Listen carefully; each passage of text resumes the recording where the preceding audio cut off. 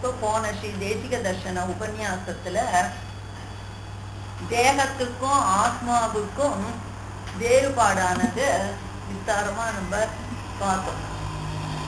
அதாவது உடலுக்கும் ஆத்மாவுக்கும் உள்ள வேறுபாட்டை அதற்கு உரிய அசாதாரண லட்சணங்களை கொண்டு அறியணும்ன்ற போது சாஸ்திரங்கள் ஜீவாத்ம ஸ்வரூபத்தை எப்படி அறிவிக்கிறது அப்படின்னு சொல்லி பார்க்கிற போது இந்த ஆத்மஸ்வரூபம் எப்படிப்பட்டதுன்னா ஞான ஸ்வரூபனுமாய் ஆனந்த ஸ்வரூபனுமாய் ஞான குணகனுமாய் ஆனந்த குணகனுமாய் அணுபரிமாணனாயும் இருப்பவன் அணுஸ்வரூபன். அதே மாதிரி இந்த ஆத்மாவை எதுனாலையும் அழிக்க முடியாது என்றெல்லாம் அந்த விஷயங்களை பார்த்து அதன் மூலமாக அதற்கு நேர் எதிராக இருக்கிறது தான் தேகத்தினுடைய சொரூபம்.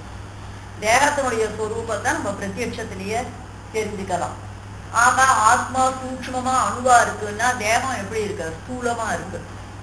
ஆத்மா நிரவயவம்னு சொல்லி தெரிஞ்சுட்டா தேகத்தை பார்க்கிற போது சாவயவமா இருக்கு. ஆத்மாவை எதுனாலையும் ஆத்மாவை எதுனாலையும் அழிக்க முடியாதுன்றத தெரிஞ்சுட்டா தேகமானது அழிப்பதற்கு யோக்கியமானது, அதுக்கு அருகமானதுன்றதெல்லாம் பிரத்யட்சத்திலேயே தெரிஞ்சுக்கிறோம். ஆக இப்படிப்பட்ட லட்சணங்களால இந்த ஆத்மாவுக்கு தேகாதி வைலட்சண்யமானது சித்திக்கிறது என்றெல்லாம் பார்த்தோம். அப்புறம் லோக விவகாரமும் அவாவா தன்னுடைய சரீரத்தை என் சரீரம்னு சொல்றாளே தவிர நான் சரீரம்னு யாரும் சொல்றது இல்லை. அதனால தன்னுதான் அபிமானிக்கிற சரீரம் வேற, அபிமானிக்கிறவனான ஜீவாத்மா வேறுன்றது இந்த வேறுபாடெல்லாம் சித்திக்கிறதுன்னு சொன்னோம். இப்ப இதுக்கு மேல என்னன்னு கேட்டா இந்த ஜீவாத்மாக்கள் 3 வகையினர் என்பதாக சொல்றோம். அதாவது திரிவித சேதனர்கள் ஜீவாத்மாக்கள் 3 வகையினர்னு சொல்றது. அந்த 3 வகையினர்ன்றது எதுன்னு கேட்டா பத்தர் என்றும் முக்தர் என்றும் நித்தியர் என்றும் என்ற ஜீவாத்மாக்கள் 3 வகையினர்னு சொல்றோம்.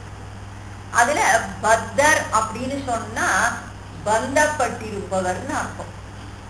பந்தப்பட்டிருப்பவர் அப்படின்னு சொன்னா எதுல பந்தப்பட்டிருக்கா அப்படின்னு சொல்லி கேட்டா சம்சாரத்துல பல செய்வினை வன்கயிற்றால் புன்னை மறைய வரியுண்டு என்னை போற வைத்தாய் புறமே அந்நாள் நீ தந்த ஆக்கையின் வழி உழல்வேன் என்றெல்லாம் ஆழ்வார் சாதிக்கிறார்.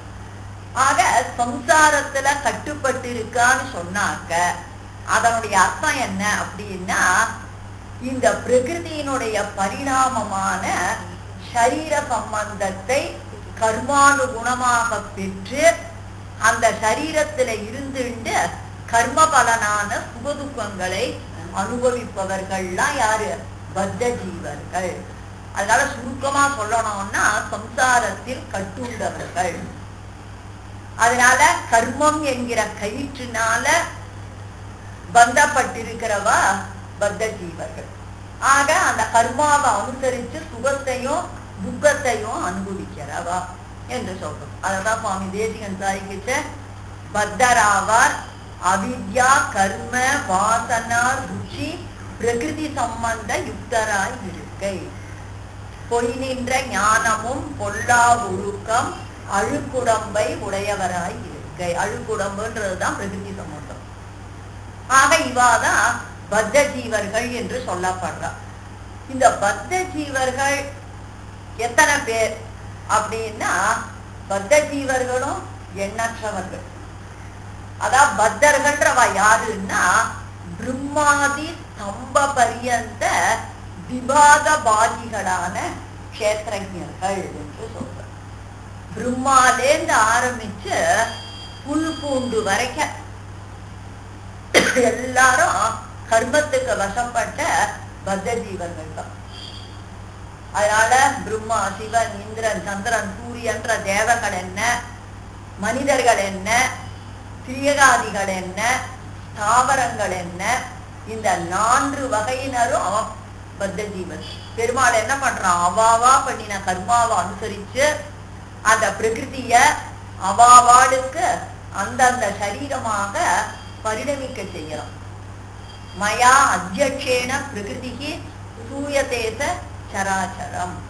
என்னால நியமிக்கப்பட்ட இந்த பிரகிருதியானது அந்தந்த ஜீவர்களுடைய கர்மாவை அனுசரிச்சு இன்னாருக்கு தேவ சரீரமா பரிணமிக்கணும்னா பரிணமிக்கிறது, இன்னாருக்கு மனித சரீரமா பரிணமிக்கணும்னா பரிணமிக்கிறது. பரிணமிக்கிறதுனா என்ன, மாறுறது. அதுக்கப்புறம் திரியக் சரீரமாகவும் தாவர சரீரமாகவும் அவாவா பண்ணின கர்மாவை அனுசரிச்சு பெருமாள் என்ன பண்றாங்க, பிரகிருதிய தேகாதிகளாக பரிணமிக்க செய்கிறான். அந்த மாதிரி பிரகிருதி காரியமான சரீர சம்பந்தத்தை உடையவர்கள் பத்த ஜீவர்கள். அந்த சரீரத்தை பெற்று அவ என்ன பண்றா, சுகதுக்கங்களை அனுபவிக்கிற. புண்ணியத்தினுடைய பலனான சுகத்தையும் பாபத்தினுடைய பலனான துக்கத்தையும் அனுபவிச்சுட்டு இருக்க. இத நம்ம நன்னா தெரிஞ்சுக்கலாம். ஏன் பிரம்மா அனுபவிக்காத கஷ்டமா, சிவன் அனுபவிக்காத கஷ்டமா, இந்திரன் அனுபவிக்காத கஷ்டமா, அதெல்லாம் நம்ம சாஸ்திரங்களை கொண்டு அறிகிற போது எல்லாருமே கர்ம விஷயர்கள். ஏதோ மனுஷாலா இருக்கிறவாதான் கஷ்டப்படுறதுக்கு போகணும்னு நினைக்க வேண்டாம். அந்த கஷ்டம்ன்றது தேவர்களையும் விடாது. வேதாபகார குருபாதக தைத்திய பீடா என்று சொல்ற. அதனால பெருமாள் சிருஷ்டியின் தொடக்கத்துல பிரம்மாவுக்கு வேதத்தை உபதேசம் பண்ணின நாளைக்கும் மதுகைடபால் அபகரிக்க சுரணை சோர்ந்த கணக்கன் போல தவிக்கிறாராம் பிரம்மா. அப்புறம் பெருமாள் என்ன பண்றான், அவர்களை கொன்று வேதத்தை மீட்டு மறுபடியும் உபதேசிக்கிறோம். அதனால அந்த மாதிரி வேதத்தை பறிகொடுத்து தவித்தவர் என்று பிரம்மாவை பார்க்கிற போது அவருடைய ஒரு கர்ம விஷயத்தை அதுல இருந்து புரியுது. இப்ப சிவனை எடுத்துக்கோங்க, பிரம்மாவனுடைய தலைய கிள்ளி கபாலம் கையிலேந்தி பல பல சமங்களை அனுபவிச்சு கடைசியில பெருமாளுடைய ஒரு அனுகிரகத்தினால அந்த கபாலம் கையிலேந்து விழாது. அதனால கபாலனன் மோக்கத்து கண்டு கொண்டேன், தேசனின்ற சிவனுக்கும் பிரமன் தனக்கும் பிறருக்கும் நாயகன் அவனே, கபாலனன் மோக்கத்து கண்டு கொண்டேன். அதனால துர்வாசனுடைய ஒரு சாபத்தினால இந்திரன் பலகாலம் தலைமறைவாயிருந்து ஐஸ்வர்யங்கள் எல்லாம் இழந்து பல பல சமங்கள் எல்லாம் அனுபவிச்சுட்டா. அந்த மாதிரி தேவர்களுடைய ஒரு வித்தாந்தங்கள் எல்லாம் பார்த்தா அவர்கள் எவ்வளவோ சமங்களை பதவியில இருக்கிற காலத்திலேயே அனுபவிச்சிருக்க. அதனால இப்ப என்னன்னா பத்த ஜீவர்கள் அப்படின்னு சொன்னா பிரம்மாலேருந்து எல்லாரும் புழு பூச்சி தாவர சரீரம் வரைக்கும் அதுல உள்ள ஆத்மாக்கள்லாம் எப்படிப்பட்டவா, கர்மாதீன சரீரத்தினால பெற்ற சரீரத்தை உடையவர்களான பத்த ஜீவர்கள். பிரம்மா வேதத்தை படிச்சுட்டாங்கன்னா அந்த மதுகேதவர்கள் மிரட்டி சொல்லக்கூடாது. அதாவது என்னன்னா, அதான் சொல்லுவா விட்ட ஒரு அறையில எல்லாம் புரிகலைங்கிற மாதிரி மறந்து போயிடுது. அப்புறம் பெருமாள் என்ன பண்றான், மதுகைதபால கொண்டு மீட்டு தரான்னா என்ன அர்த்தம், மறுபடியும் உபதேசிக்கிறான் பெருமாள். அப்படிதான். ஆக அது என்னன்னா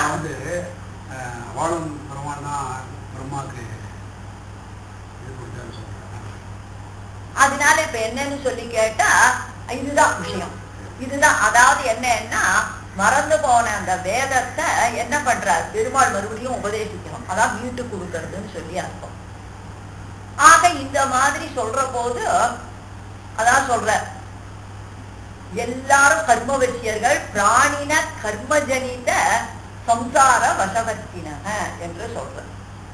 அதனால என்னன்னா எல்லாரும் சம்சாரத்துல பந்தப்பட்டு ஆப்ரம்ம ஸ்தம்ப பரியந்த ஜெகதந்தர் வியவஸ்திதாக பிராணின கர்மஜனித சம்சார வசவர்த்தினக ஆப்ரம்ம ஸ்தம்ப பரியந்த என்று சொல்ற.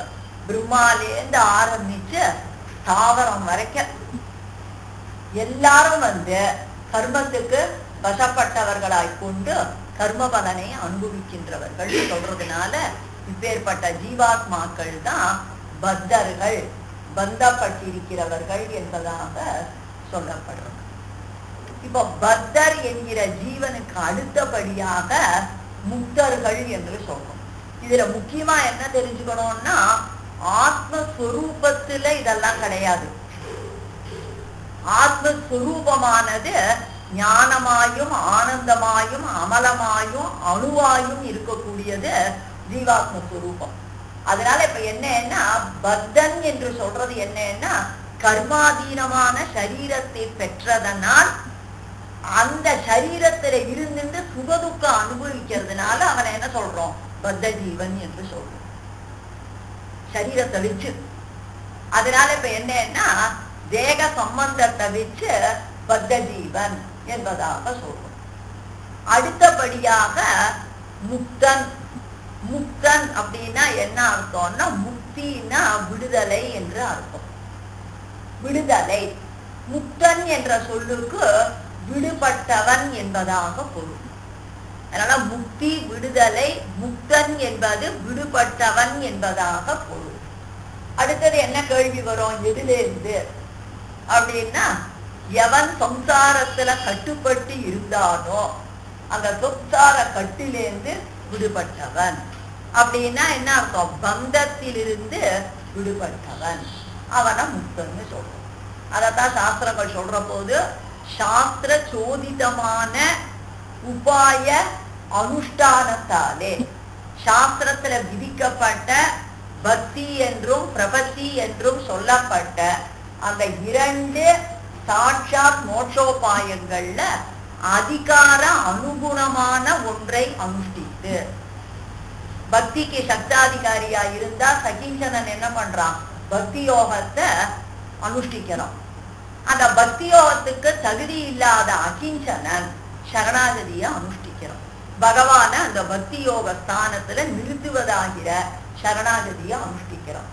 அதனால சாஸ்திர சோதிதமான உபாய விசேஷத்தை தன் அதிகார அனுகுணமாக ஒன்றை அனுஷ்டித்து, ஏன்னா பகவானே சொல்றான் பக்தியா பரமயாவாபி பிரபத்யாவா மகாமதே பிராப்யோகம் ந அந்யதா பிராப்யக மம கைங்கரிய லிப்சுதிகி. என்னை அடையறதுக்கு ரெண்டே வழிதான். ஒன்று பக்தி யோகம், மற்றொன்று சரணாகதி.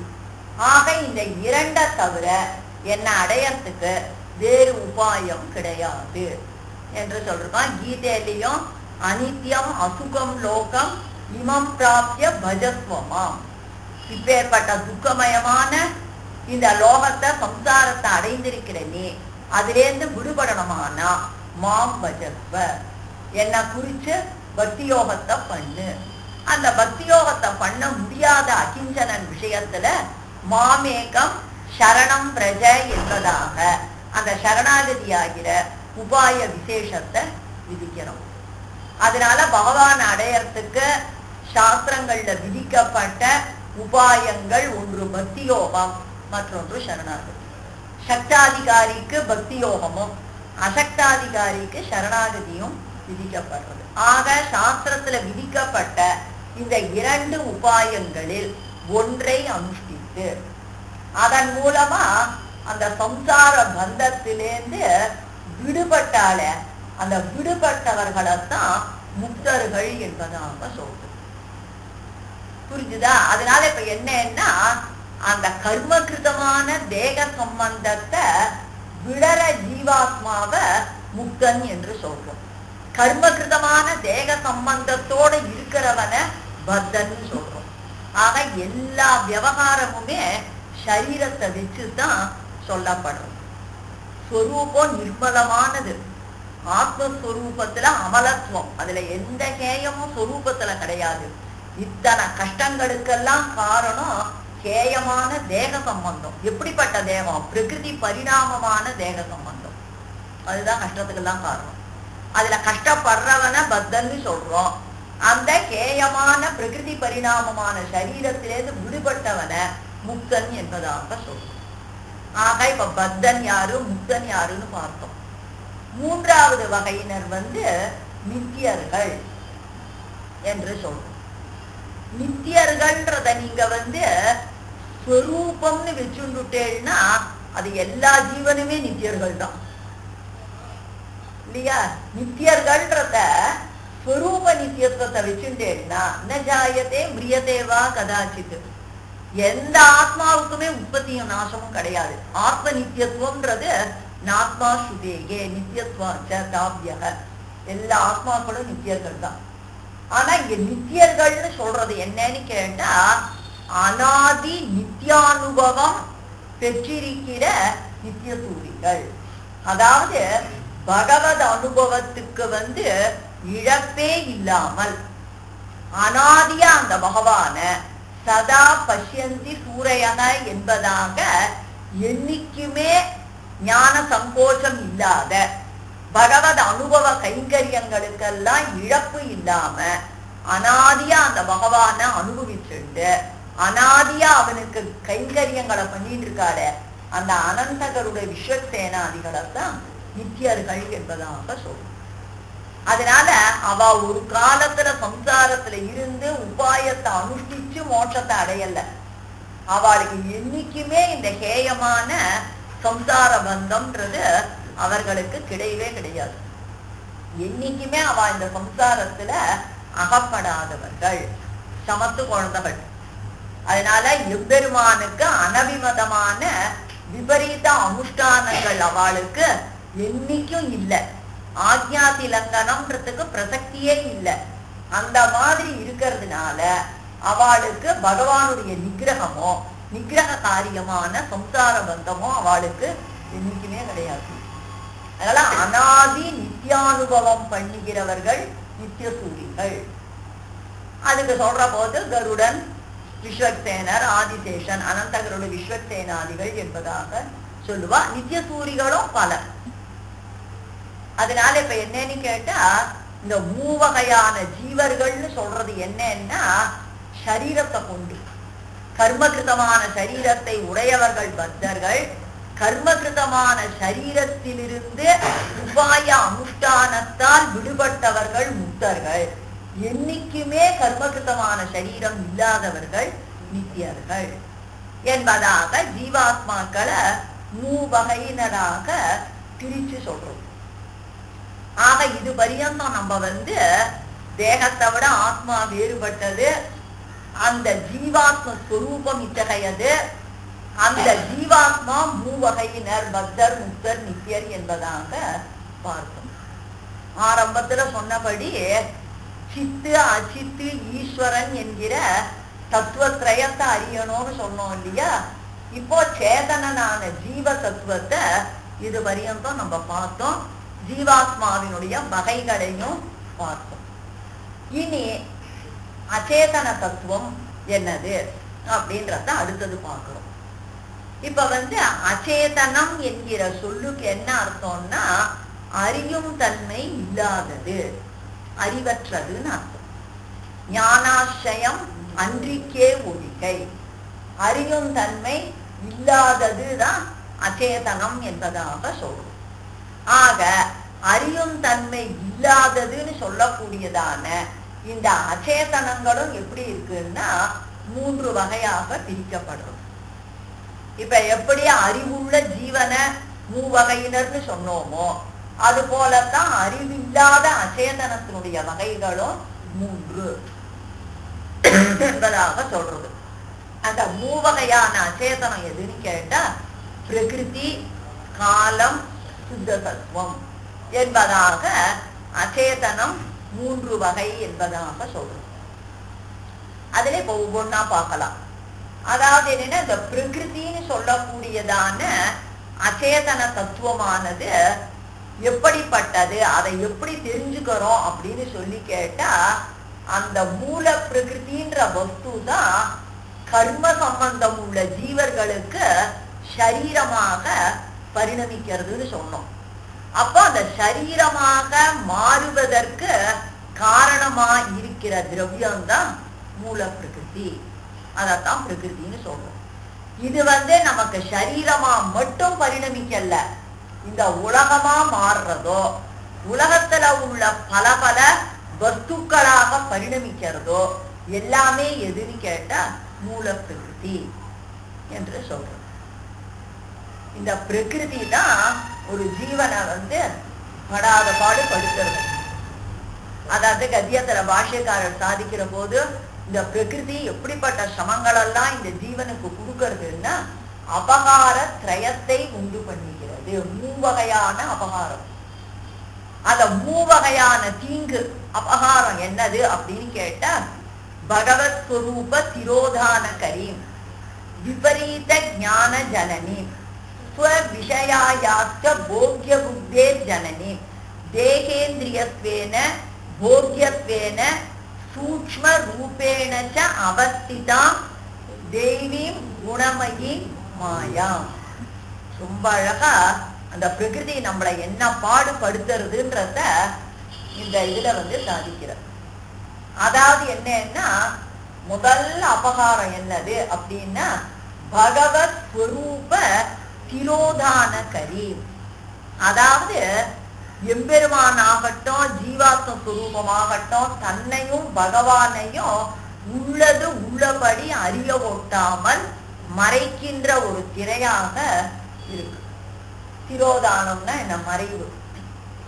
ஆக பகவானுடைய ஸ்வரூப சுபாவங்கள் எல்லாம் உள்ளது உள்ளபடி அறிய ஒட்டாமல் மறைக்கின்ற ஒரு திரையாக அது இருக்கு. அதுதான் பெரிய தீங்கு. பகவானை அறிய ஒட்டாமல் செய்கிறது. பெரிய அனிஷ்டம், பெரிய தீங்கு என்னன்னா, பகவானை உள்ளபடி அறிய முடியாமல் செய்கிறது. அப்புறம் ஈஸ்வர தத்துவம் வரைச்சு அந்த இடத்துல நம்ம பார்க்கலாம். அது அறிய ஒட்டாமல் செய்யறதுனாலதான் இத்தனை மதங்களும் அவாவாளுக்கு வேறுபட்ட கொள்கைகளும் அவாவா சொல்ற ஈஸ்வர தத்துவமும் வெவ்வேறாக இருப்பதும் எல்லாத்துக்கும் காரணம் என்ன? அந்த பிரகிருதி பகவானை உள்ளபடி அறிய ஒட்டாமல் செய்யறது. எல்லாரும் உள்ளபடி அறிஞ்சா ஒரே சித்தாந்தம் ஒரே இதுதானே இருக்கும் இல்லையா? இன்னொரு மதம், இன்னொரு கொள்கை, அவாளுக்கு ஒரு தெய்வம் அப்படின்னு இருக்கிறத தவிர நம்ம சித்தாந்தம் நம்மளோட இத பின்பற்ற இடத்திலேயே அந்த ஈஸ்வர தத்துவத்துல வேறுபாடு இருக்கும் இல்லையோ? பிராட்டி ஈஸ்வர கோட்டியில சேர்ந்தவழி இல்லை. அதுவும் பகவத் ஸ்வரூப திரோதான கரீம் தான். ஈஸ்வர தத்துவத்தை உள்ளது உள்ளபடி அறிய ஒட்டாமல் செய்யறது. அதனால ஒரு திவ்ய தம்பதிகள் ரெண்டு பேரும் சேர்ந்து நமக்கு ஏக்கம் தத்துவம், ஈஸ்வர தத்துவம் ஒன்றுனாலும் அந்த ஏக்கம் எப்படி விசிஷ்டம். பிராட்டி விசிஷ்டனான பகவான் ஒருவனே பரதத்துவம் அப்படின்னு சொல்றது. அந்த விஷ்ணு புராணத்துல பராசரரே சாதிக்கிறார். தேவத்ரியன் மனுஷேஷு புன்னாமா பகவான் ஹரிஹி ஸ்ரீநாம்னி லக்ஷ்மி மைத்ரேய ந அனயோகோ வித்யதே பரம். இந்த திவ்ய தம்பதிகளை காட்டிலும் உயர்ந்த ஈஸ்வர தத்துவம் வேறு இல்லை. அப்படின்ற போது என்ன ஆகுது? ஈஸ்வர தத்துவத்துல பெருமாள் பிராட்டி ரெண்டு பேரும் சேர்ந்தவர். அதனால அந்த ஈஸ்வர தத்துவத்துல பெருமாள பரதத்துவமா ஒத்துண்டு பிராட்டி விஷயத்துல அவ ஈஸ்வர கோட்டியில சேர்ந்தவ இல்லைன்னா அப்ப அந்த பிரகிருதி என்ன பண்றது? உள்ளது உள்ளபடி அறிய ஒட்டாமல் மறைக்கிறது. மத்தவாளை சொல்லுவானே. அதனால இங்கேயே இப்படி இருக்கு. ஆக பகவத் ஸ்வரூப திரோதான கரி.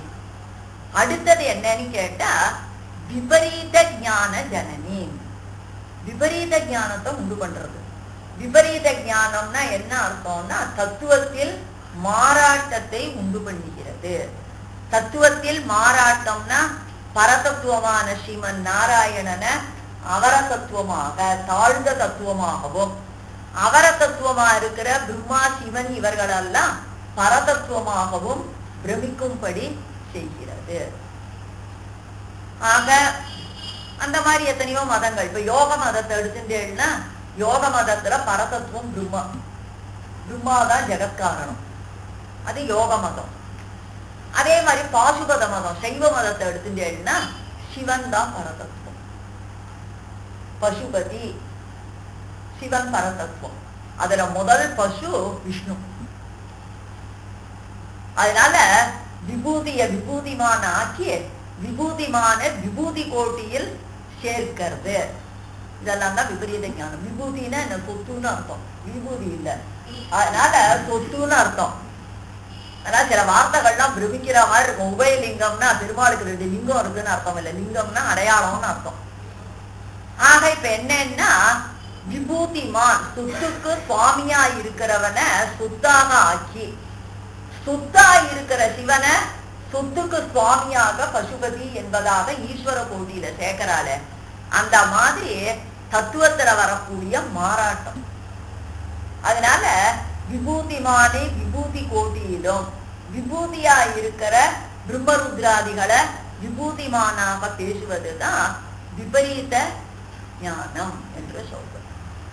ஆக இதெல்லாம் பாசுபத மதம், யோக மதம், இதெல்லாம் அவ அதுக்கு தகுந்த மாதிரி அவ விஷயங்கள் எல்லாம் சொல்ற.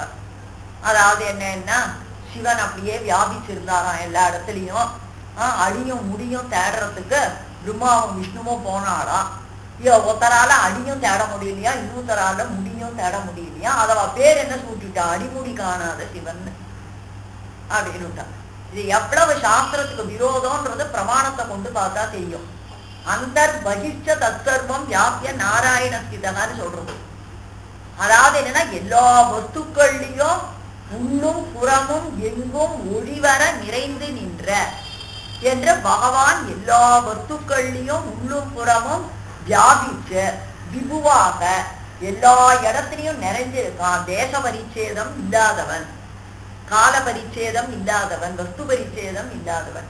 அப்படி இருக்கிற போது பகவான் இல்லாத ஒரு இடம் இருந்து அந்த இடத்துல சிவன் தான் இல்லாதபடி வியாபிச்சிருந்தா பெருமாள் தேடிட்டு போறார் அப்படின்னு சொல்லலாம். ஆனா சாஸ்திரங்கள்ல பகவானுக்கு தான் வியாப்தி விபுத்துவம் சொல்லிருக்கே தவிர மற்றவாளுக்கெல்லாம் ஜீவர்களுக்கெல்லாம் அது கிடையாது. ஆனா இதெல்லாம் எவ்வளவு சாஸ்திர விரோதம்னு பாக்குற போது இதுக்கெல்லாம் மூல காரணம் என்னன்னா, பிரகிருதி பரிணாமமான தேக சம்பந்தத்துல இருக்கிற ஆத்மாவுக்கு அது என்ன பண்றது, பெருமாளுடைய சங்கல்பத்தினால அவாவா பண்ற கர்மாவை அனுசரிச்சு பெருமாள் என்ன பண்றான், விபரீத ஞானத்தை அதன் மூலமா உண்டு பண்றோம். அதன் மூலமா எப்படி உண்டு பண்றான், நமக்கு இப்படி ஒரு தேக சம்பந்தத்துல ஜீவனை வச்சு விபரீத ஞானத்தை உண்டு பண்றோம். அதத்தான் பாஷ்யக்காரர் சாதிக்கிச்சு, பகவத் ஸ்வரூப திரோதானத்தை பண்றது விபரீத ஞான ஜனனி. மூன்றாவது ஸ்வவிஷயாயாச்ச போக்ய புத்தே ஜனனி. ஸ்வவிஷயாயாச்ச, இந்த பிரகிருதி என்ன பண்றது, தன்னுடைய பரிணாமமான வஸ்துக்களை காட்டி இவன் அப்படியே பிரமிச்சு அதுல ஆழங்கால் படும்படியா செய்யறது. அதாவது பகவானிடத்துல உள்ள போக்கியதா புத்திய போக்கி தன்னை காட்டிலும் அனுபவிக்கிறதுக்கு உயர்ந்த வஸ்து வேறு கிடையாதுன்னு சொல்லி எப்படி அது மோகிக்க செய்யறது பாக்குற மொழியோ. அதனால ஒவ்வொரு வஸ்துக்களையும் பார்த்தா என்னமா இருக்கு, ஏதா இருக்கு. ஒரு துணிமணியை பார்க்கட்டும், ஒரு நகையை பார்க்கட்டும், செய்யட்டும், எதை பார்த்தாலும் என்ன தோன்றது, ஆகா என்ன ஆச்சரியமா இருக்கு, என்ன ஆச்சரியமா இருக்கு, இவ்வளவு நல்லா இருக்கு, அவ்வளவு நல்லா இருக்குன்னு தானே சொல்றோம். இந்த மாதிரி வஸ்துக்களா பரிணமிக்கிறது எதுன்னா அந்த பிரகிருதி. இந்த பிரகிருதி தான் உலகமா மாறுறது, உலகத்துல உள்ள பல பல பொருள்களா மாறுறது. அதே மாதிரி கர்மவசியர்களான ஜீவர்களுக்கு தேகேந்திரியங்களாக மாறுறது. எல்லா விதமான ஒரு பரிணாமமும் பிரகிருதியினுடைய பரிணாமம். அப்ப அந்த பிரகிருதி என்ன பண்றது, தன்னை காட்டிலும் அனுபவிக்கிறதுக்கு சிறந்த வஸ்து இல்லைன்னு சேதனர்களுக்கு ஒரு பிரமத்தை உண்டு பண்ற அளவுக்கு மயக்கிறது. ஸ்வவிஷயாயாச்ச போக்ய புத்தியை சேர்ந்து இந்த மாதிரி மயக்கத்தெல்லாம் எப்படி உண்டு பண்றது அந்த பிரகிருத்தின்னு கேட்டா, தேகேந்திரியத்வேன. பிரகிருதியோட நமக்கு நேரடியான சம்பந்தம் எப்படி, அதனுடைய பரிணாமமான சரீரத்தோட சம்பந்தம். பிரகிருதியினுடைய பரிணாமமான அந்த சரீரத்தோட சம்பந்தம் பெற்ற ஜீவர்களுக்கு அந்த பிரகிருதி சரீரத்வாரா இத்தனை விளைவுகளையும் அபகாரங்களையும் பண்றது. தேகேந்திரியத்வேன போக்யத்வேன சூக்ஷ்ம ரூபேனச்ச அவஸ்திதம். இதான் நல்லா கவனிக்கணும். இப்ப இந்த பிரகிருதி நமக்கு தீங்க பண்றது எப்படின்னா, சிருஷ்டி தசையில சரீர இந்திரியங்களாக மாறி அவற்றோடு சம்பந்தம் பெற்ற ஜீவர்களுக்கு இத்தனை அபகாரங்களை பண்றது. அதுவே மகா பிரளயம்னு சொல்லக்கூடிய பிரளய தசையில இந்த பிரகிருதியானது என்ன பண்றதுன்னா, பெருமாள் இந்த ஜீவனுக்கு தேகேந்திரியங்கள் இல்லாதபடி பிரகிருதியில ஒன்றி இருக்கும்படியாக வச்சிருக்கோம். அதாவது மெழுகுல ஒட்டின தங்கத்தூள் மாதிரி. அந்த மாதிரி தேகேந்திரியங்கள் இல்லாமல் ஜீவர்களை பிரளய தசையில அந்த மூல பிரகிருதியில ஒன்றி இருக்கும்படியா வச்சிருக்கான். அந்த பிரளய தசையில இவனுடைய ஞான சங்கோச்சத்துக்கு அளவே இல்லை. அத்தியந்த ஞான சங்கோச்சம் என்று சொல்றது. அனாதி மாயையாலே சுத்தனாய் உறங்கி கிடப்பவன். பிரகிருதி சம்பந்தத்துல உறங்கி கிடப்பவன்றது எதுன்னா பிரளய தசை. அந்த பிரளய தசையில ஜீவனுக்கு இப்ப இருக்கிற கொஞ்ச நஞ்ச அறிவு கூட வேலை செய்யாத அந்த மாதிரி அறிவை பெருமாள் என்ன பண்ணிருக்கான், அவ்வளவு சுருக்கி தன்னையும் பகவானையும் அறிவதற்கு வழியே இல்லாதபடி வச்சிருக்கான். அதனால சூக்ஷ்ம ரூபேனச்ச அவஸ்திதான் தெய்வீம் குணமயீம் மாயாம். பகவானுக்கு அதீனமாக இருக்கக்கூடிய முக்குணங்களை உடைய பிரகிருதி. மாயாம் து பிரகிருதிம் வித்யா மாயினம் து மகேஸ்வரம் மம மாயா துரத்தியான்னு சொல்றோம். அதனால இந்த பிரகிருதி பகவானுக்கு வசப்பட்டு அவனுக்கு அதீனமாக இருக்கு. தனக்கு அதீனமான பிரகிருதியை கொண்டு இந்த ஜீவர்களுடைய கர்மானுகுணமா பெருமாள் என்ன பண்றான், இப்படிப்பட்ட ஞான சங்கோச்சாதிகள் மூலமாக தன்னை அறிய ஒட்டாமலும் இதர விஷயங்களை அனுபவிக்கிறதுல அளவற்ற ஆசையையும் விபரீத ஞானத்தையும் அதன் மூலமாக உண்டாக்குறோம். இதான் பிரகிருதி. ஆக இந்த பிரகிருதியினுடைய ஸ்வரூபம் எப்படிப்பட்டது அப்படின்னு பார்த்தா அச்சேதனா பரார்த்தாச்ச நித்யா சதத விக்ரியா திரிகுணா கர்மிணாம் க்ஷேத்ரம் பிரகிருதேகே ரூபம் உச்சியதே. பிரகிருதினா என்னதுன்றதுக்கு லட்சணம் சொல்ற. அதாவது என்னன்னா அச்சேதனா, அச்சேதனம். அச்சேதனம்னா என்ன அர்த்தம், அறிவில்லாத வஸ்து அச்சேதனம். அடுத்தது பரார்த்தா. பரார்த்தம் அப்படின்னா என்ன அர்த்தம்னா அயலாருடைய பிரயோஜனத்திற்காகவே இருக்கை. இதுதான் பரார்த்தம்னு அர்த்தம். அதாவது என்ன அர்த்தம், அறிவுள்ள ஒரு சேதனனுடைய போகத்துக்காகவே போக்கிய வஸ்துவாக இருக்கை. அதனால அறிவுள்ளவனால் அனுபவிக்கப்படுகிற பொருளாக இருக்கை. அறிவுள்ளவன் சேதனன். அறிவுள்ள சேதனனால அது எப்படி இருக்க, அனுபவிக்கப்படுகிற வஸ்துவாக இருக்கு. எப்படி அனுபவிக்கப்படுற வஸ்துவா இருக்கு, உலகத்துல இத்தனை வஸ்துக்களாக அது பரிணமித்து அத்தனை பொருளையும் அனுபவிக்கிறவன் யாரு, சேதனன். அது எப்படி இருக்க, சேதனனால் அனுபவிக்கப்படுகிற வஸ்துவாக இருக்கு. அதனால பரார்த்தம். பரார்த்தம் அயலாருடைய பிரயோஜனத்திற்காகவே இருக்கை அப்படின்றதுதான் பரார்த்தம். அச்சேதன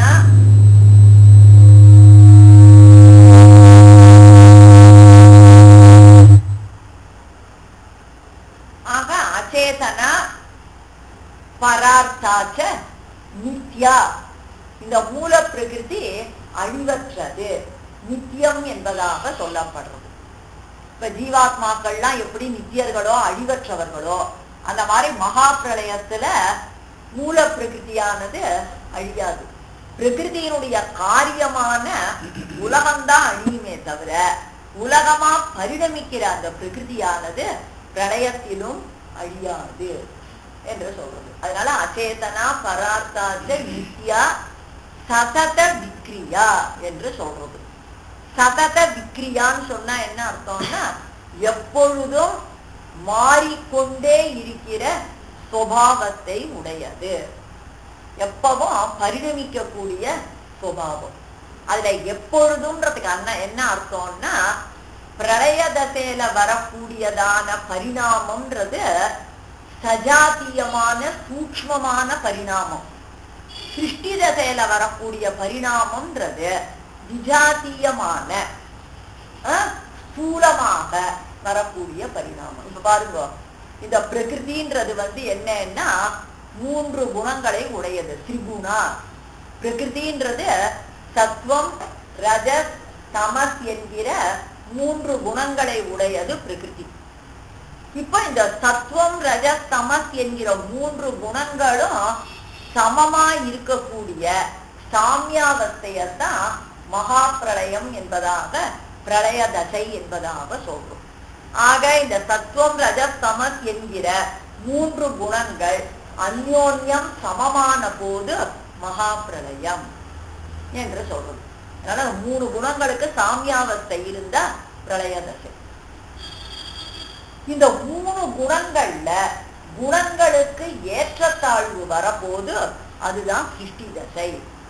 அதாவது சத்துவம் ரஜஸ் தமஸ்ன்ற மூணு குணங்கள்ல ஒரு குணம் ஏறி மற்ற குணங்கள் இறங்கி இப்படி ஏற்றத்தாழ்வோட அந்த குணங்கள் ஆறப்போது அந்த பிரகிருதியில எந்த பகுதிக்கு குணங்களுக்கு ஏற்றத்தாழ்வு வருதோ அந்த பிரகிருதி தான் முதல்ல எப்படி பரிணமிக்கிறது, மகத்தத்துவமாக பரிணமிக்கிறது. பிரகிருதியினுடைய முதல் பரிணாமம் எதுன்னா மகத்தத்துவம். அதே மாதிரி அந்த மகத்திலையும் என்ன இருக்கு, சத்துவம் ரஜஸ் தமஸ் என்கிற மூன்று குணங்கள் இருக்கு. சாத்விக மகான், ராஜச மகான், தாமச மகான், அதுலயும் மூணு குணம் இருக்கு. இந்த மூணு குணங்களை உடைய இந்த மகத்தத்துவத்துல எந்த இடத்துல குணங்களுக்கு ஏற்றத்தாழ்வு வருதோ அந்த பிரதேசம் அகங்காரம் என்கிற தத்துவமாக பரிணமிக்கிறது. முதல்ல பிரகிருதி, அது நித்தியமா இருக்கு. பிரகிருதியில சிருஷ்டி தசைன்னு வரப்போது குணங்களுக்கு ஏற்றத்தாழ்வு வருது. அந்த ஏற்றத்தாழ்வு உள்ள பிரதேசம் மகத்தாக பரிணமிக்கிறது. அப்புறம் அந்த மகத்துல குணங்களுக்கு ஏற்றத்தாழ்வு வர பிரதேசம் தான் அகங்கார தத்துவமாக பரிணமிக்கிறது. இந்த அகங்காரமும் எப்படிப்பட்டதுன்னா சாத்விக அகங்காரம், ராஜச அகங்காரம், தாமச அகங்காரம் என்பதாக அதுல என்ன இருக்கு, மூணு குணங்கள் இருக்கு. அந்த சாத்விக அகங்காரத்திலேருந்து 11 இந்திரியங்கள் உண்டாரு. ஞானேந்திரியம் 5, கர்மேந்திரியம் 5, மனசுன்ற உள் இந்திரியம் ஆக 11 இந்திரியங்கள் சாத்விக அகங்காரத்திலேருந்து உண்டாரு. தாமச அகங்காரத்திலேருந்து சப்த தன்மாத்திரை அப்படின்றது உண்டாரு. இப்ப என்னன்னா இந்த பூதங்கள்லாம் தன்மாத்திரையை இடையிட்டு கொண்டு வருது. அதாவது தாமச அகங்காரத்திலேருந்து சப்த தன்மாத்திரை, அதுலேருந்து ஆகாசம், ஆகாசம் பூதம், ஆகாசத்திலேருந்து ஸ்பர்ஷ தன்மாத்திரை, அதுலேருந்து வாயு, ஆகாஷாத் வாயுன்றது. அப்ப ஆகாசத்திலேருந்து வாயு எப்படி உண்டாருது, ஸ்பர்ஷ தன்மாத்திரையின் மூலமாக. அப்புறம் வாயுலேருந்து ரூப தன்மாத்திரை, அதுலேருந்து தேஜஸ், தேஜஸ்லேருந்து ரச தன்மாத்திரை, அதுலேருந்து ஜலம், ஜலத்திலேருந்து கந்த தன்மாத்திரை, அதுலேருந்து பிருத்திவி. அதனால பஞ்சபூதங்களும் தன்மாத்திரையை இடையிட்டு கொண்டு உண்டு இல்லையா. இப்ப என்ன ஆச்சு, 11 இந்திரியங்கள் சாத்விக அகங்காரத்திலேருந்தோ தாமச அகங்காரத்திலேருந்து உண்டார சப்த தன்மாத்திரையை இடையிட்டு கொண்டு பூதங்களும் உண்டாரு. இந்த நடுவுல இருக்கக்கூடிய ராஜச அகங்காரத்திலேருந்து எதுவும் உண்டாகல. இந்த 2 அகங்கார தத்துவமும் தன் வேலையை செய்யறதுக்கு அது எப்படி இருக்கு, ஒத்தாசம் பண்றது, சககாரியா இருக்கு, அவ்வளவுதான். ராஜச அகங்காரத்திலேருந்து எதுவும் உண்டாகல. இப்ப எல்லாத்தையும் கூட்டி பாருங்க, 24 வரும் பிரகிருதியை சேர்த்து. ஆக பிரகிருதி, மகது, அகங்காரம் 3 ஆச்சா. அப்புறம் 11 இந்திரியங்கள், பஞ்ச தன்மாத்திர, பஞ்சபூதம் 10, 11, 10, 21, 3, 24. ஆக இந்த 24 அச்சேதன தத்துவங்கள். அதுல மூல பிரகிருதி நித்தியம், மூல பிரகிருதியினுடைய பரிணாமமா இருக்கக்கூடிய மகதாதிகள்லாம் அதனுடைய விகாரம் என்று சொல்றோம். புரிஞ்சுதா? இந்த மகதாதிகள் அதனுடைய விகாரமா இருக்கிறதுனால மகா பிரளயத்துல என்ன ஆகும், மகத்தத்துவம் வரைக்க அழியும். பிருத்திவி அப்துல்லியதே அப்து தேஜசி அப்படின்னு சொல்லக்கூடியது உற்பத்தின்னு வரப்போது மகது அகங்காரம் அப்படின்னு வரும். லயம்னு வரப்போது பூதங்கள்ல இருந்து லயம். பிருத்திவி ஜலத்திலையும், ஜலம் தேஜத்திலையும், தேஜஸ் வாயுலையும், வாயு ஆகாசத்திலையும், அப்புறம் பூதங்களுக்கு காரணமான அகங்கார தத்துவம் என்ன, இந்திரியங்களுக்கு காரணமான அகங்கார தத்துவம் என்ன, அது அதன் இடத்துல லயத்தை அடையிறது. அகங்கார தத்துவம் மகத்துல, மகத்து பிரகிருதியின் இடத்துல.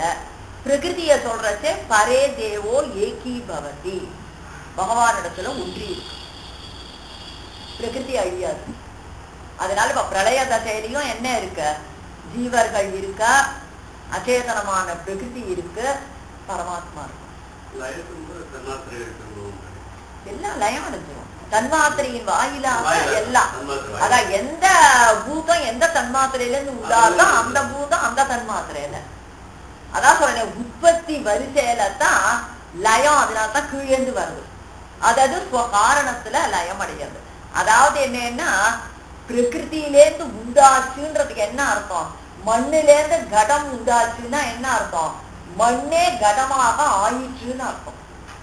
அதாவது மண்ணுன்ற நிலை போய் கடம் என்கிற ஆக்கிருத்தியோட கூடின நிலையை அடைந்தது. இதுதான் அச்சேதன வஸ்துக்களுக்கு ஸ்வரூப பரிணாமம்னு சொல்றோம். தங்கமே ஆபரணமாக ஆயிற்று, பொண்ணா இருக்கிற போது தங்க கட்டி அப்படின்னு சொல்லி இது பண்றோம். அதுவே அந்தந்த ஆபரணம்ன்ற ஆக்கிருதி அடைய சேவல சங்கிலின்னு தான் பேசுறோம். அதே மாதிரி பிரகிருதி மகத்தா ஆச்சு, மகத்து அகங்காரம் ஆச்சு.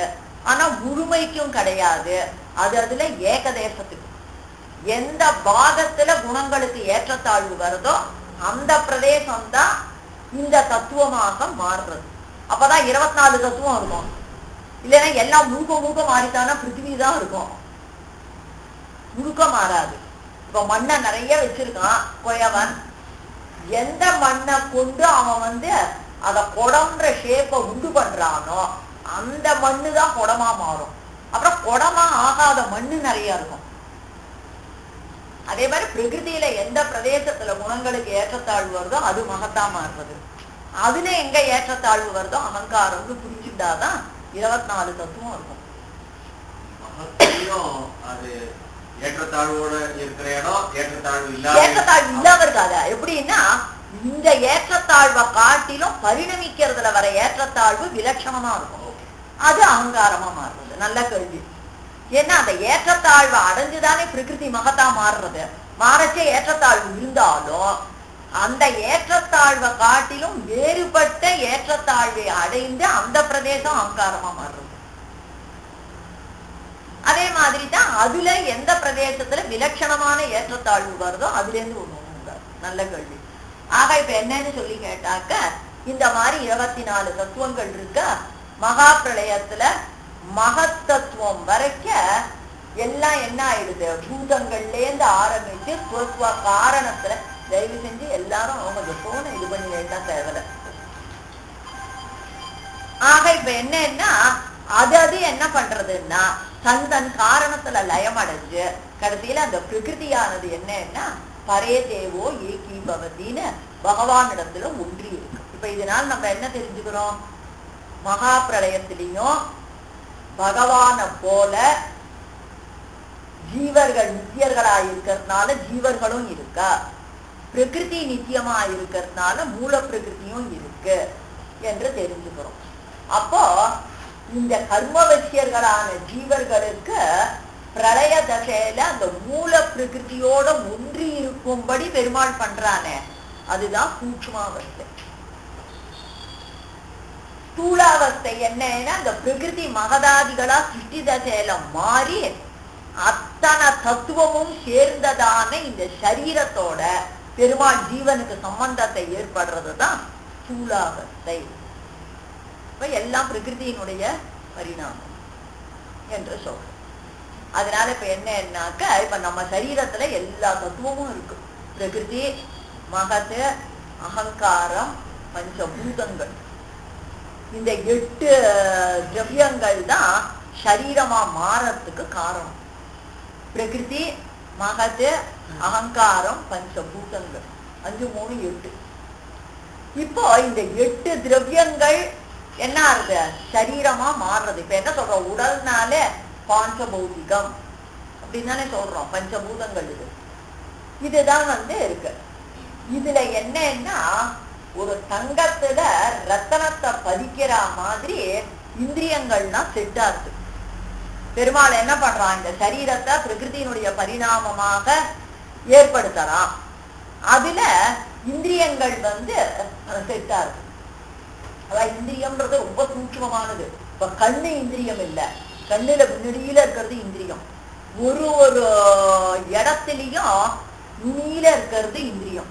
இப்ப ரசனேந்திரியம்னா நாக்கு நுனி. அதனாலதான் சில கசப்பான மருந்தெல்லாம் உள்ளுக்குள்ள வச்சு விட்டா டேஸ்ட் தெரியாது. ஆமா, ரசனேந்திரியம். ஆனா முழுக்க வியாபிச்சிருக்கிறது தொக்கு இந்திரியம் தான். தோல்றது உங்களுக்கு அது ஏகதேசம் இல்லை. ஆனா மற்ற இந்திரியங்கள்லாம் என்ன, கிராணேந்திரியம், ஸ்ரோத்ரேந்திரியம் எல்லாம் அந்த நுனியில இருக்கிறது தான். ஆக இது என்னன்னா பிரகிருதியினுடைய காரியமான சரீரத்துல பெருமாள் என்ன பண்றான், தங்கத்துல கல்லு பதிக்கிற மாதிரி இந்திரியங்களை வச்சிருக்கோம். வச்சு அவளுக்கும் தேக சம்பந்தத்தை கொடுத்து கர்மாவனுடைய பலனை அனுபவி அப்படின்னு விட்டுருக்கான். அப்ப என்னன்னா நமக்கு தேகேந்திரியங்கள் அந்த இது வரதுனால கண்ணால பாக்குறோம், காதால கேட்கிறோம், வாக்குனால பேசுறோம், நடக்கிறோம், போறோம், வரோம்னா அந்த சரீர இந்திரியங்கள் மூலமா நம்ம என்ன பண்றோம், வேணுங்கிறத அடையிறோம், ஞானத்தை பெறுறோம். நல்ல விஷயங்களை காதால கேட்டு ஞானத்தை பெறுறோம், நல்ல விஷயங்களை பேசுறோம். ஆக இந்த சிருஷ்டி தசையில தான் இந்த ஆத்மாவுக்கு ஞானமானது மலர்வதற்கு வாய்ப்பு வருது. பிரளய தசையில இந்த ஆத்மா சரீர இந்திரியங்கள் இல்லாம அப்படியே பிரகிருதியில ஒன்றி இருக்கிறதுனால அது எப்படி இருக்க, தூங்குற தசை மாதிரி ஒன்றையும் அறியாதவனாக இருக்கிறான். ஒன்றையும் அறியாத இருந்தா என்ன, அறியற யோகியதையில தப்புதப்பா அறிஞ்சா என்ன, உருப்படுறதுக்கு ரெண்டும் வழி இல்லை இல்லையா? ஆனா பிரளய தசையிலையாவது பாவம் மேற்கொண்டு செய்யறதுக்கு கொஞ்ச நாள் வழி இல்லாத இருக்கும். சிருஷ்டி தசையில அத்தனை அக்கிரமங்களை செஞ்சு இன்னும் பாவத்தை சேர்த்துக்கிறோம். அந்த மாதிரி இருக்கு. அதனால இந்த பிரகிருதியானது என்ன பண்றதுன்னு கேட்டா, தேகேந்திரியத்வேன போக்கியத்வேன சூக்ஷ்ம ரூபேனச்ச அவஸ்திதாம். ரெண்டு நிலை. தேகேந்திரியத்வேன போக்கியத்வேனன்றது சிருஷ்டி தசை, சூக்ஷ்ம ரூபேனச்ச அவஸ்திதாம்ன்றது பிரளய தசை. தெய்வீம் குணமயீம் மாயாம். பகவானுக்கு அதீனமான இந்த பிரகிருதியானது 3 குணங்களை உடையதாய் கொண்டு இப்படிப்பட்ட தீங்குகளை அனிஷ்டங்களை ஜீவர்களுக்கு பண்ணுகிறது. பண்றதுன்னா என்ன அர்த்தம், பகவான் கர்மானுகுணமா பலப்பிரதானம் அந்த மாதிரி பண்றோம். அதான் தெய்வீம் குணமயீம் மாயாம்னு கதர்றா. தாசபூதக சரணாகதோஸ்மி தவாஸ்மி தாச இதுவத்தாரம்மாம் தாரைய. இந்த ஹேயமான பிரகிருதி சம்பந்தத்திலிருந்து விடுவிக்க வேண்டும், உன்னிடத்துல சரணாகதி பண்றேன் என்று சொல்றேன். அதனால தாசபூதகான்னு சொன்னதுக்கு அப்புறம் தான் சரணாகதோஸ்மின்ற. அதனால சேஷத்துவ ஞானம் பிரபத்தி இல்லை. அப்படி இருந்தா 2 தடவை சொல்லுவானே. தாசபூதகான்னு சொல்லிவிட்டு என்ன சொல்ற, சரணாகதோஸ்மி தவாஸ்மி தாச இதுவத்தாரம்மாம் தாரையன்ற. அதனால இந்த ஹேயமான பிரகிருதி சம்பந்தத்திலிருந்து விடுவிக்கணும். மாமேவையே பிரபத்தியந்தே மாயாமேதாம் தரந்திதேன்னு பகவானே என்னையே எவர்கள் சரணம் அடைகிறார்களோ அவளை நான் விடுவிக்கிறேன் என்பதாக பகவான் சொல்றான். இந்த மாதிரி இந்த மூல பிரகிருதி என்ன பண்றது, பல பல அபகாரங்களை நமக்கு பண்றது. இப்ப ஒரு சைடு பார்ப்போம். இப்ப பிரகிருதியை பத்தி தெரிஞ்சுட்டோம் இல்லையா. அச்சேதனம், பரார்த்தம், நித்தியம், சதத விக்ரியா, எப்பொழுதும் பரிணமிக்கிற சுபாவம், திரிகுணா 3 குணங்களை உடையது, சத்வோ ரஜஸ்தமர், கர்மினாம் கஷேத்திரம். கர்மினாம் கஷேத்திரம்னா என்ன அர்த்தம், புண்ணிய பாப ரூப கர்மங்களை பண்ணினவர்களுக்கு அது சரீரமாக பரிணமிக்கிறது. கஷேத்திரம்னா சரீரம். புண்ணிய பாப ரூப கர்மங்களை பண்ணினவர்களுக்கு சரீரமாக பரிணமிக்கிறது. இதுதான் பிரகிருதேகே ரூபம் உச்சியதே. இதுதான் பிரகிருதியினுடைய தன்மை என்று சொல்றோம். இப்ப எல்லாம் பிரகிருதியை பத்தி நெகட்டிவாவே பேசிட்டோம். அது நமக்கு எவ்வளவு கஷ்டங்களை கொடுக்கறது, சமங்களை கொடுக்கறது, சம்சாரத்துல இவனை ஆழ்த்தி வைக்கிறதுன்னு. ஆனா பாவம், அதை அவ்வளவு தூரம் பேச வேண்டாம். ஏன்னா இதே பிரகிருதி தான் நமக்கு நன்மையும் பண்றதுன்ற. ஏன்னா இந்த சரீரத்தோட இருந்துதான் நல்ல ஞானத்தை சம்பாதிக்கிறோம், சரணாகதி பண்ணிக்கிறோம். இனிமே இப்படிப்பட்ட ஒரு சரீரம் வராதபடி நம்ம பிறவியிலேருந்து விடுபடுறதுக்கும் ஒத்தாசை பண்றது. அத சுவாமி தேசிகன் சாதிக்கிறார். அதாவது என்னன்னாக்க, இப்ப நம்ம சரீரத்துல சத்துவம் ரஜஸ் தமஸ் என்கிற 3 குணங்கள் இருக்கு. ஏன்னா பிரகிருதியில அந்த குணங்கள் இருக்கிறதுனால அதனுடைய பரிணாமமான சரீரத்திலையும் 3 குணம். இப்ப மண்ணு குடமா மாறித்தானா குடத்துல எதை பார்ப்போம்? மண்ணை தான் பார்ப்போம். தங்கம் ஆபரணமா மாறித்தானா ஆபரணத்துல தங்கத்தை தான் பார்ப்போம். அதெல்லாம் எந்த காரணம் காரியமா இருந்தோ காரணத்துல உள்ளதான் காரியத்துல பார்ப்போம். இப்ப பிரகிருதி நமக்கு சரீரமா மாறுறதுன்னா பிரகிருதியில உள்ள சத்துவம் ரஜஸ் தமஸ்ன்ற 3 குணங்கள் நம்ம சரீரத்திலையும் இருக்கு. ஆக நமக்கு எல்லாமே நம்ம சரீரத்துல உள்ள குணங்களுடைய ஏற்றத்தாழ்வை அனுசரிச்சுதான் எல்லாம் நடக்கிறது. இப்ப என்ன ஆகுதுன்னு கேட்டா, சத்துவகுணம் ஒருத்தருக்கு அமிழ்ந்து ரஜோகுண தமோ குணங்கள் தலையெடுத்து அதிகமா இருந்தா அவளுக்கு என்ன ஆகுதுன்னா விபரீத ஞானங்கள்லாம் உண்டாது. ஏன்னா சத்துவகுணம் அமிழ்ந்து போயிடுது, ரஜோகுண தமோ குணங்கள் மேலோங்கி இருக்கு. அப்போ தத்துவ விஷயத்துல அஜ்ஞானம், விபரீத ஞானம், இப்படியெல்லாம் மாறாட்டங்கள்லாம் உண்டாருது. ஆனால் ஒருவனுக்கு ரஜஸ்தமஸ் அமிழ்ந்து சத்துவகுணம் தலையெடுத்துதானா சாத்விகத்தது விஜ்ஞேயக சவை மோட்சார்த்த சிந்தக என்று சொல்ற. அப்போ ஜாயமானம் கி புருஷம் எம் பஷ்யேத் மதுசூதனக சாத்விகத்தது விஜ்ஞேயக சவை மோட்சார்த்த சிந்தக. எம்பெருமானுடைய கடாட்சத்தோட பிறக்கிற ஒரு குழந்தை சத்துவகுணம் மேலிட்டவனாக மோட்சத்துல சத்தையும் ருச்சியும் உடையவனாக ஆகும்னு சொல்றது. அப்ப மோட்ச சத்தை வரணும்னா தத்துவங்களை உள்ளபடி அறியணும். அதை அறியறதுக்கும் பிரகிருதி தான் ஒத்தாசை பண்றது. எப்படி ஒத்தாசை பண்றது? ரஜஸ்தமஸ் அமிழ்ந்து நம்ம சரீரத்துல சத்துவகுணம் தலையெடுக்கிற போது ஒரு நல்ல ஆச்சாரிய சம்பந்தம், அந்த ஆச்சாரியன் மூலமா தத்துவத்தை உள்ளபடி அறியறது, அறிந்ததோடு இல்லாத சரணாகதியை அனுஷ்டிக்கிறது, அதன் மூலமாக சம்சாரத்திலேருந்து விடுபடுறது. இப்ப பத்த ஜீவன் பத்த தசையிலேருந்து முக்தனார்த்துக்கும் இந்த சரீரத்தை கொண்டுதானே ஞானத்தை சம்பாதிச்சு சரணாகதி பண்றான். அப்ப அதுக்கு ஒத்தாசை பண்றது எதுன்னு கேட்டா பிரகிருதியில தலையெடுத்த சத்துவகுணம். பிரகிருதியிலன்னா பிரகிருதி காரியமான சரீரத்துல தலையெடுத்த சத்துவகுணம். அத சுவாமி தேசிகன் ரொம்ப அழகா சாதிக்கிறார். அதாவது என்னன்னா, இந்த பிரகிருதியானது ரஜஸ்தமஸ் வித்தியாலே ஜீவனுக்கு தத்துவங்களின் உண்மையை மறைத்து விபரீத ஞானத்தை உண்டாக்குகிறது. போகார்த்தமாக என்ன பண்றான்? ஒண்ணு பாபகாரியத்தை பண்ணி அனர்த்தம் தேடிக்கிறான், இல்ல அல்பமான சுகத்துக்கு காரணமான புண்ணியத்தை பண்ணி சுகத்தை அனுபவிச்சுட்டு சம்சாரத்துல இருக்கான் போகார்த்தமாக. இதுதானே அபவர்கார்த்தமாக தத்துவங்களை எதாவது பிரகாசிப்பிக்கிறது. எப்படி பிரகாசிப்பிக்கிறது? சத்துவ விருத்தியாலே. இதே பிரகிருதி காரியமான சரீரத்துல சத்துவகுணம் வளர்ற போது அபவர்க்கம்னா மோட்சம், மோட்சத்தை அடைவதற்கு காரணமான தத்துவங்களை உள்ளபடி அறியும்படி செய்கிறது என்று சொல்றது. அதனால இப்ப என்னன்னா பிரகிருதி, அதனால இதெல்லாம் யார் பண்றான்? சர்வேஸ்வரன்.